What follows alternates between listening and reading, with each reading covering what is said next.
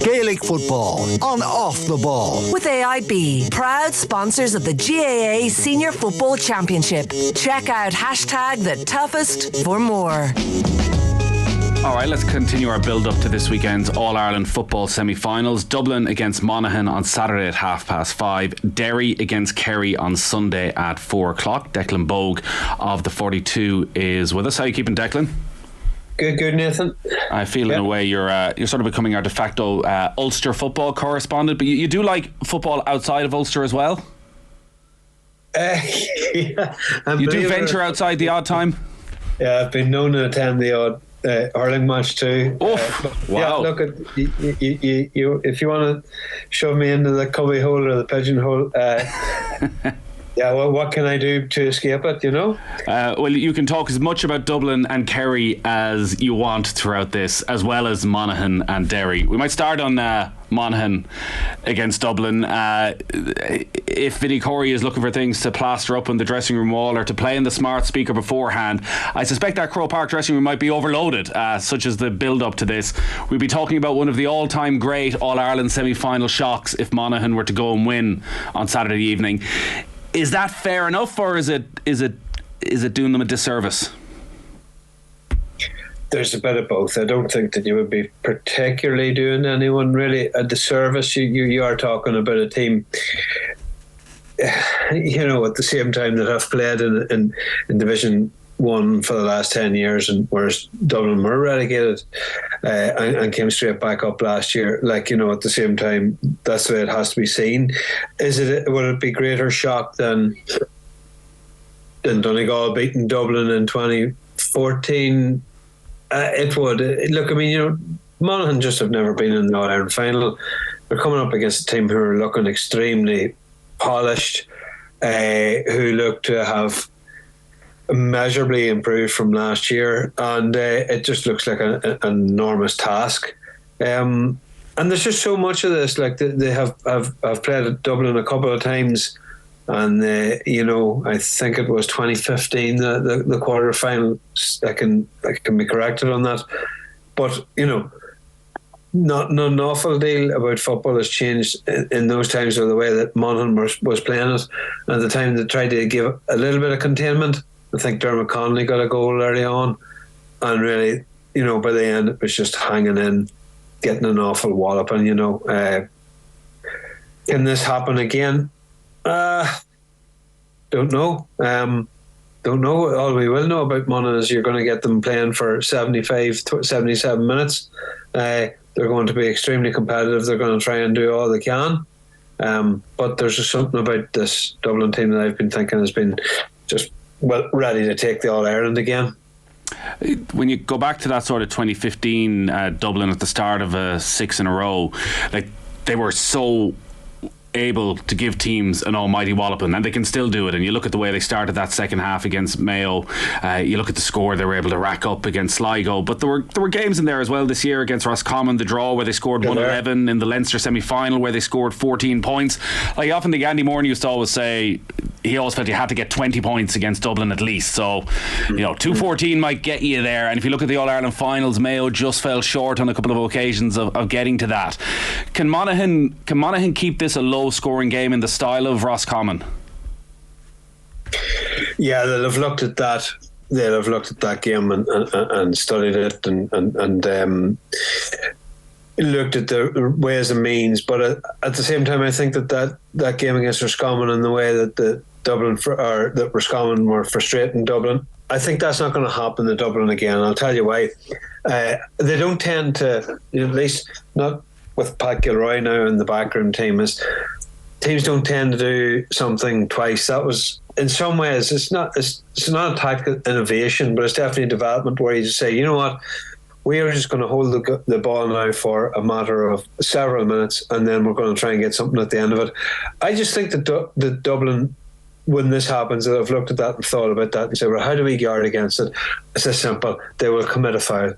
And once the foul is committed, they will stand over the man holding the ball. They'll mark everybody up. Then that breaks that sequence of possession. So I'm not sure that option is open to them, that they can do what Roscommon did to Dublin. I think they'll try and keep it down. The only thing is, like, then they need an awful lot of scores at the other end. And they're going to have to start Conor McManus, and they're going to have to start Jack McCarron, right?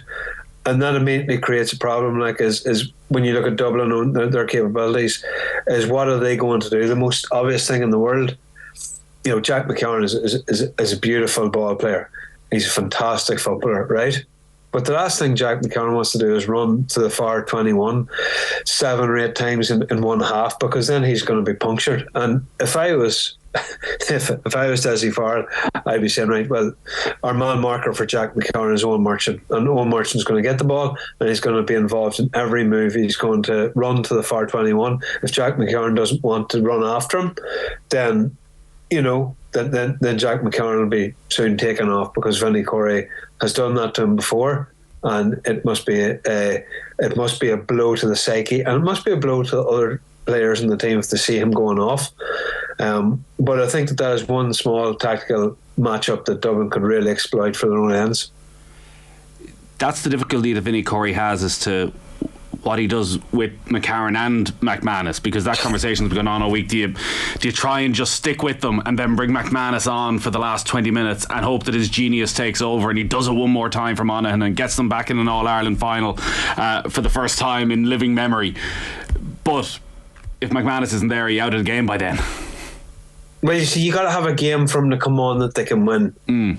That's the danger with this, is by the time you leave it, if you say, right, we're going to go the first half and we'll bring them on at half time, it's a bit like Clare did there against Kilkenny last Sunday. Is there still had to be a game there for them to win, and yes, they took the lead, but I mean, if they hadn't have played with the +1 in Shadnamore in the first half, like where they might have been at half time, they mightn't have been 5 points down, they might have been right level pagans. And there's no point saying, well, we'll wait till half time, and if Dublin are 4 or 5 ahead at half time, then the game's wrapped up. Like, in that stage, I think they just have to start them. They have to just say, look, it's been great and it's been nice and clever the way we've used you, but now it's eyeballs out from now on. Like the semi-finals, the old saying, every manager says they're there to be won. And if they're there to be won, you're going to get 75 minutes out of Conor McManus, whatever age he is now, like, and whatever injury problems he has. Like, an extra half hour of football is not going to kill him. So yeah, you've got to go with them. You've got to go all. You've got to go all in. And what does that leave on the bench? That has been their bench, like, really this year, as the Monaghan bench has been Conor McManus. Like, that has been the whole impact. Like, the rest of the people who are causing huge impact on the game, they're in from the start. They're the untouchables. They're Carl O'Connell, they're Conor McCarthy, and the rest of them all filter in and around those kind of lads who are making the big impacts. But there you look at Dublin, and you look at the subs they brought on the last day. I mean, go back over it, like Kieran Kilkenny, Jack McCaffrey, Dean Rock. It's absolutely phenomenal what they're able to do. You mentioned Pat Gilroy there, and the most qualified water boy in the world, and I saw Joe Brolly at the weekend was giving him huge credit for their performance against Mayo. Have you got any sense from, and it's very hard to get any sense of what goes on at Dubs training, as to exactly what his role is during the week and in terms of the planning for games? If you're Desi Farrell, you wouldn't be saying, well, this is your role here. You would just bring in someone like Pat Gilroy, and I would be guessing that Pat is there to smooth the edges. No, Pat is there it's a very multifaceted role, I would say. Number one, I'm not so sure whether all the boys who came back would have been coming back without Pat Gilroy's gentle encouragement. Certainly Stephen Cluxton wise. I think that, just talking to a couple of people around Dublin, they would have said that maybe Stephen Cluxton, while he's not really, personal relationships don't particularly matter to him, but there seems to be a very strong one with Pat Gilroy for what he did, for what they did for each other, really. But other than that, if you had Pat Gilroy on your side, very smart operator, involved in Dublin football and hurling for the last whatever it was since 2009, you'd be asking him to give your second opinion. Every second opinion would be based on what he has to say, really. And it's a wonderful asset to have, like, and a wonderful weapon for them to have. But there is a real humbleness in that. And look, maybe Pat Gilroy had done that himself, and with Mickey Whelan and the closeness of their relationship. But Desi Farrell's been under enormous pressure. Dublin haven't been in an All-Ireland final in the last couple of seasons. To actually say, you know what, there is somebody out there. He's a former manager. He's been there. He's done that. Maybe he knows Gilroy's personality enough that he's not going to totally overshadow him. He's not going to be out publicly looking to take credit for this. But there's still a lot of credit needed there for Desi Farrell for actually going, this is the best thing for Dublin football. But there's too much given about this. There's too much talked about this is the manager and therefore that's it. Like, it's, we could look at Down and people are getting very excited about Down and talking about Conor Laverty being this complete revolutionary figure, as if that Johnny Davis, who, when he came to do the S&C with Tyrone, was talked about by the Tyrone players as the greatest person they'd ever worked with, like the most thorough and most educated and smart guy in that area, right? That's at your S&C. Then you've also got Marty Clark, who's doing forwards coaching.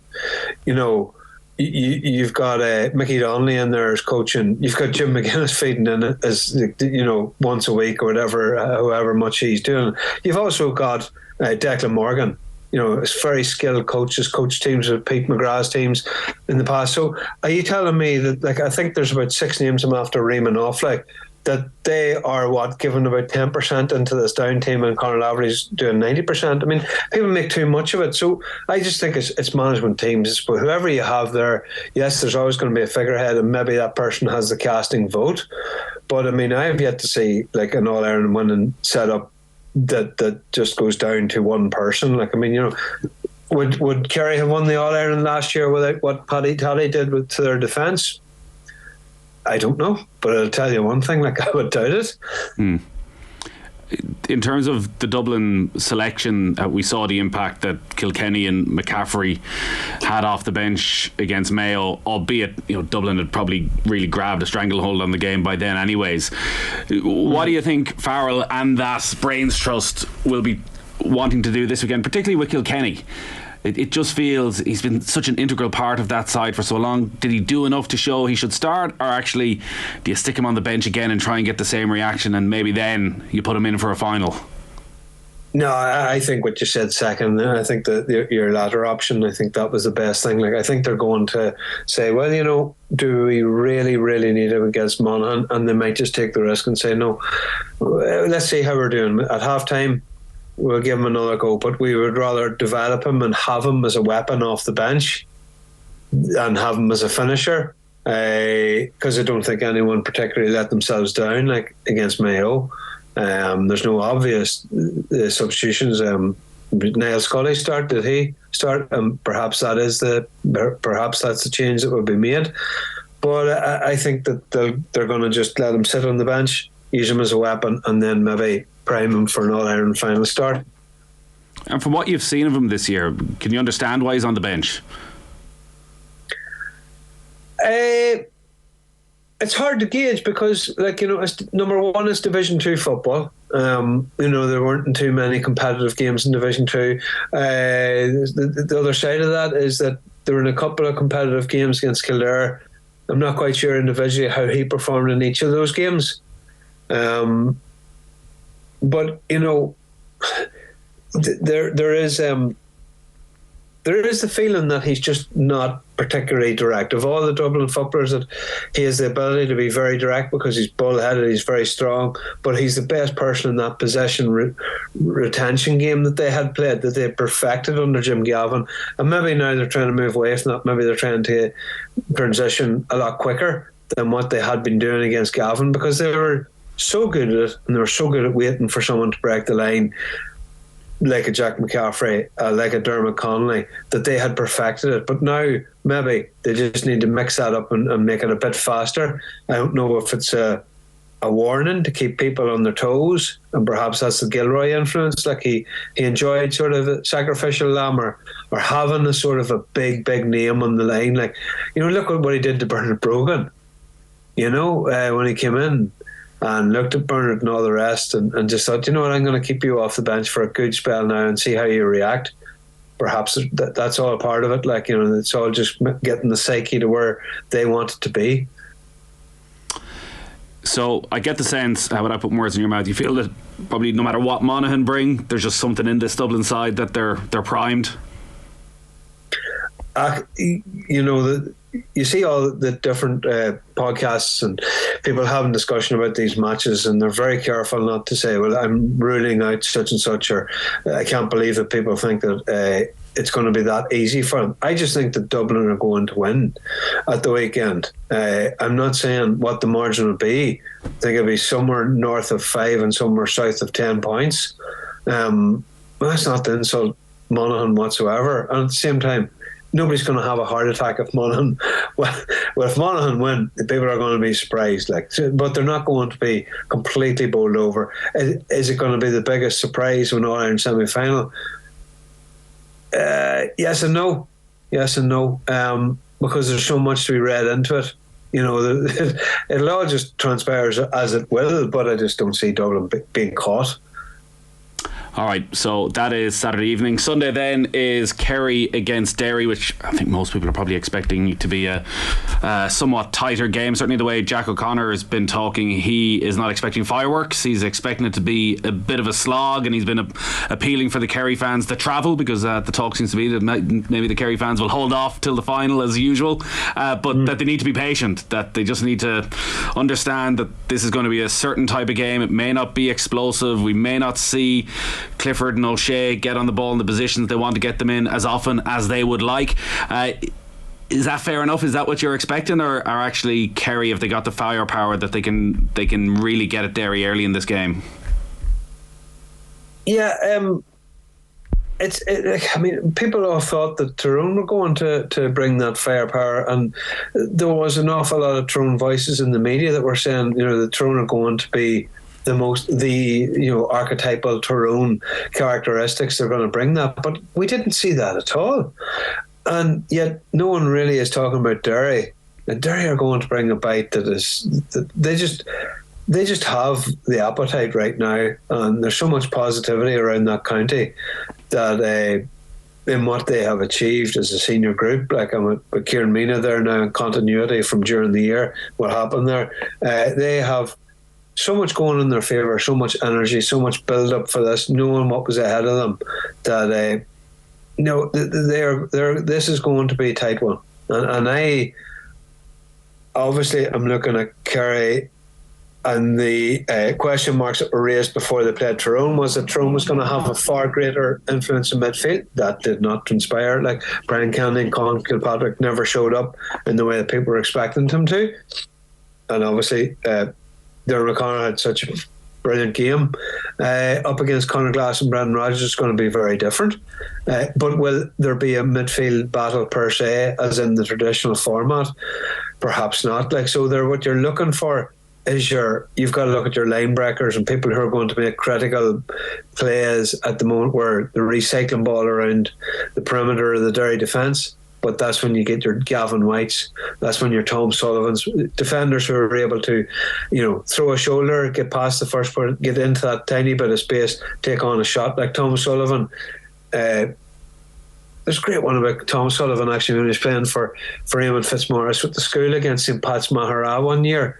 And he was playing corner back and moved him up to corner forward. And that completely changed the complexion of the game. Tom Sullivan's a great shooter. He's a great bit of stuff in front of the post when it presents itself. So I'd say it is one of those games that, again, David Clifford's, the numbers that he runs up mightn't be that hectic, unless there's a few dead ball stuff in here and there. But Derry have been, if you look at Derry's Ulster Championship, very disciplined in the tackle, not really prone to giving off a pile of frees around the D or in the scoring zone. So it will be the likes of Brian O'Bioglach. It'll be the defenders, and see what kind of score and return they get out of midfield, half backs and a couple of half forwards who aren't really renowned for it. That'll be what decides the game. Who'll mark Clifford? I think they'll put Chrissy McCaig on him. Just simply for the height differential. The go-to man marker has been Conor McCluskey last year, and he had a trail of really top-end players that were left, either taken off scoreless or as scoreless. But I just think you're going to need a wee bit of height. You're going to need Chrissy McKeag there, and physically, Chrissy has had a couple of injuries this year, but athletically he's top notch. Like, you know, he's right there. Who is looking after Rian O'Neill? And it sort of left him loose enough. They're going to have to man-mark him, and I think that's Chrissy McKeag's job. Anthony Moyles was on with us on Monday morning, and he was talking about how Derry can go and win this game and how they can get at the Kerry defence, and he was identifying Tadhg Morley as somebody that they just need to find a way of shifting him out of position to get him moving, to get him running, to create some space through the centre. Where do you look at this Kerry defence and feel there's an opportunity for Derry to get at them? Where do I look at the what, sorry? At the Kerry defence and feel Kerry there's an opportunity as to how Derry will attack them. Well, Derry's attack is just a matter of patience, working it into certain situations to get Shane McGuigan on the ball. They are not the most hectic of supporting cast, you know, scorers after that. Again, they'll look to keep that fairly tight. Conor Glass will be expected to weigh in with one, if not two. Brendan Rodgers always has about 3-4 shots in a game, and his return's pretty good out of that. After that, you're looking at the like of Ethan Doherty and maybe a Niall Toner to chip in points here and there. Look, they're not a side that are going to blitz it. They're not going to be running up 120 or anything like that. Where's the weaknesses in the Kerry backline? I mean, against Tyrone, you're looking at them, and they look to be an all-star full-back and half-back line. Like Jason Foley's pace, just, you know, James Donoghue said before in your show, like you have to make 3 or 4 runs before you can actually get a yard on him because he's so quick. And I think Foley was probably going to be given the job of Shane McGuigan with Tadhg Morley sweeping in front. So really, if you're trying to say we'll identify or, you know, we'll target one Kerry defender, I don't think that really works. Like, it's more just a teamwork thing, how we work our way in for scores and how we draw fouls. And part of that with Derry is Gareth McInnes. Like, he's the strike runner, if you want to call it, and he gets beyond the ball, he carries it towards the D, and it backfired against Galway last year in the semi-final spectacularly because the referee just wasn't buying it. But certainly, like, you know, if he can get in amongst that area, he will win you the odd free for sure. But the rest of the time, then it's working loops, working patience, to going down one flank, going down through the other. They will drag 3-4 players up, you know, right up to the Kerry goal to try and open up that space between the full back line and half back line to get shots off. And that's where the like of Rodgers and Glass and that can try and get their scores from that way. Shane McGuigan is 246 in the championship so far this year. David Clifford is 530 for Kerry so far. Is it fair to say that McGuigan is more important to Derry than Clifford is to Kerry, if that's possible? Yeah, I get your meaning, and he is. Of course he is, because, you know, you could see Kerry winning Munster championships without David Clifford. All Ireland's slightly different. But Derry are going, they're not even winning Ulster titles without Shane McGuigan. There's no disputing that. Yeah, I would say he is entirely important, and he's just a top class act. Like, you know, I mean, people get really into these arguments about who is better or who is more important. Like, they're all still different players. Like, David Clifford is capable of things that we haven't seen yet from the like of Shane McGuigan, or from, you know, Dublin would hold it that the Conor Callaghan is just every bit as good.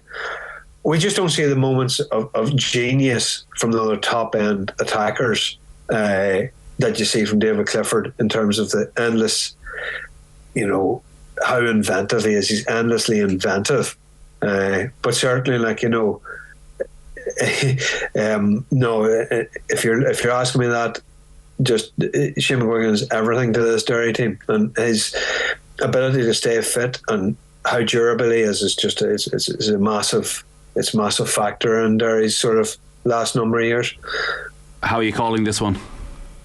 No, it's a Derry. It's a Kerry. It's a Kerry win. You weren't quite sure there. I think it's the Old Firm. No, I think it is the Old Firm, but I think for long spells. But I just can't imagine. I just can't visualise Derry running out on the All Ireland final day. Just don't. Will there be a bit of success for the Ulster counties this weekend? Down goal machines up against Meath in the Tailteann Cup final? I think Down can get at least 2 goals against Meath. I'm interested to see that Colin O'Rourke is talking about a kicking game. That this is the way that they have to go to reach where Dublin and Kerry are at. I just wonder, has it sunk in for him that you actually need, basically any competitive team now is built from the back up, and the idea of just kicking ball for the sake of kicking ball because we kick ball. We'll say this about Down, they counter attack, and they have some of the better players at that level at it. They have unbelievable pace and they have an unbelievable eye for goal, and that's what's been coached into them from the moment that they started with Conor Laverty and all the other coaches that I named. His backdoor cuts, is the ability to get in behind, and they are dangerous. I mean, Jesus, the 8 goals against Laois. There's not too many inter-county championship games that you see 8 goals being scored against any opposition, but they had a fantastic win over Calvin, backed it up against Laois. They're just in a nice rerun of form, and they understand too that at the back of it is they were in Division 3 this year. They didn't get out of it. They're in it for next year. If they lose this, then they're right back to square one. I just think they've invested so much into this. And this time last year, if you recall, one of their players was saying that I have no interest in playing the Tailteann Cup after beating in the Ulster Championship by Monaghan. And lo and behold, then they didn't really have to worry about it because they weren't in it long. And that's completely, it's a 180 degree shift in their perspective. And you know what? That does no harm. There'll be many. I don't think that any county was blasé about entering the Tailteann Cup this year. I think they were all pretty much committed to it. And that's, but it's good. It's good for the association, and it'll be good to see a decent crowd in there on Saturday. Hopefully that's the case for it. Yeah, there's a lot of upsides for Down if they can win this, knowing that they're in the All-Ireland Championship next year, because even with promotion from Division 3, you're reliant on certain things happening to guarantee a place in the All-Ireland series. You're not worried about what happens in Ulster necessarily. Obviously they want some form to bring into that, but actually there'll be far less desperation around the season if they can win on Saturday. And there's a wee holiday too for the winners. I'm sure a couple of boys not down. A trophy and a few medals. They wouldn't turn down a free holiday. I know that for a fact. But yeah. I mean, look, that's the way it is now. There's second tier competition, and it's a noteworthy competition, and every team's in it. No team that left it now feels any better about themselves than the 2 teams that are left in the final. All right, Declan, great stuff as always. Thank you, Nathan. Declan Bogue there from the 42, and all our Gaelic football and off the ball is in partnership with AIB, proud sponsors of the GAA Senior Football Championship. Check out #the toughest for more. Gaelic football on Off the Ball with AIB, proud sponsors of the GAA Senior Football Championship. Check out #the toughest for more.